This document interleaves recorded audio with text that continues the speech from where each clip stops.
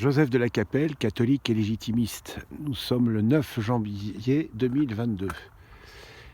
Au niveau politique, c'est assez intéressant. Il y a Guillaume Pelletier qui était quand même, je crois, le numéro 2 des Républicains, qui a rejoint Éric Zemmour. Donc ça, c'est les canons de marine zémouriens qui commencent à tonner. Là, c'est un coup pour Valérie Pécresse, hein. Putain, c'est pas mal. C'est pas mal. Non, ils sont forts, quoi. Donc bravo à Éric Zemmour. Ça va être vraiment intéressant, puis ça va peut-être continuer. Donc moi, ce qui m'intéresse, c'est pas tellement bon. Évidemment, le gouvernement aujourd'hui, on sait ce qu'il en est, hein.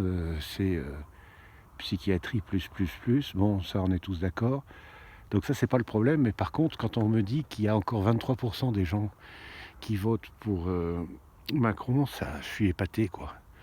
Donc soit c'est des gens qui sont un peu débiles, bon ça on n'y peut rien, soit c'est des gens qui doivent consulter. Alors moi je suis pas un bolchevique, hein, c'est-à-dire que je vais pas mettre les gens à l'asile psychiatrique, mais il y a des gens qui ont besoin de se faire aider, quoi. Il y a des gens qui disent oui, il a bien géré la crise sanitaire, quoi. Je sais pas comment ils font, je sais pas, interdire le traitement aux gens, interdire aux médecins de prescrire les médicaments qui sont efficaces depuis 200 ans, faire des soi-disant des vaccins qui ne sont pas des vaccins, des piqûres qui n'ont pas été expérimentés, donc c'est-à-dire quand même aller contre le traité de Nuremberg, c'est quand même pas rien. Et il y a des gens qui disent que c'est bien, puis il y a des gens qui ont peur, c'est-à-dire qu'ils font peur aux gens, après les gens ne réfléchissent plus, quoi. Donc écoutez, si aujourd'hui vous avez envie de voter Macron et puis que vous n'êtes pas trop débile, il faut consulter, hein. Franchement, moi, je vous conseille de consulter, quoi. Un psychologue ou un psychiatre, quoi. C'est quand même important. Alors après, il y a on va dire, deux branches politiques françaises. Donc, j'appellerais la gauche luciférienne, dont Macron, dont Pécresse, etc. C'est-à-dire des gens qui ne croient pas à la France, à l'éternité de la France, à la France catholique et royale.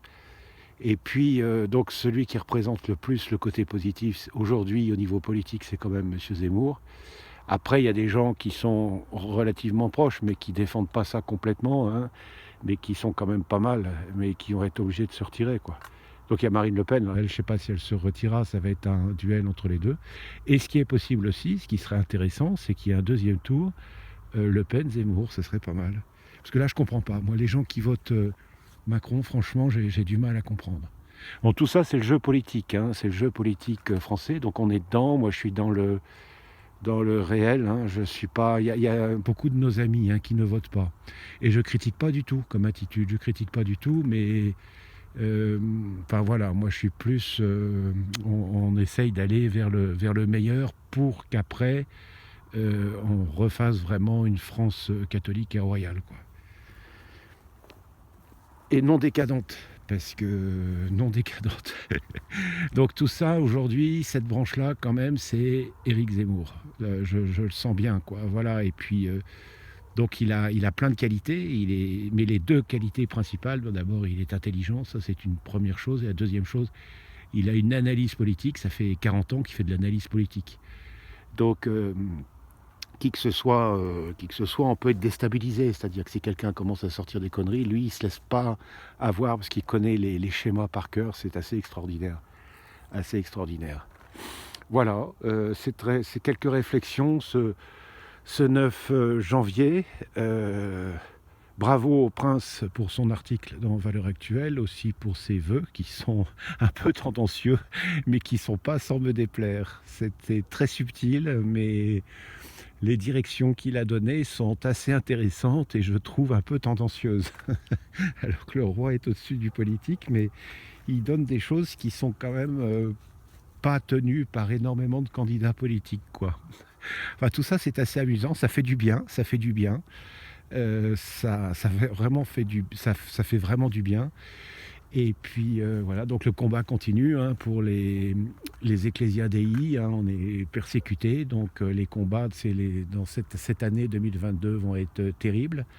et puis aussi évidemment la vie politique française. Mais enfin, cette année va être passionnante, enfin toutes les années sont passionnantes, mais là, il y a quelques brises qui sentent bon. Il y a des brises qui sont assez sympathiques. À très bientôt à vous, Saint Roi Mage, priez pour nous, accompagnez notre roi de France, son épouse et ses enfants. Sainte Jeanne d'Arc, priez pour nous, Sainte Thérèse de l'Enfant Jésus, tous les saints et les saintes de France, priez pour nous qui êtes au ciel ou au purgatoire. À très bientôt à tous, Deus et Rex.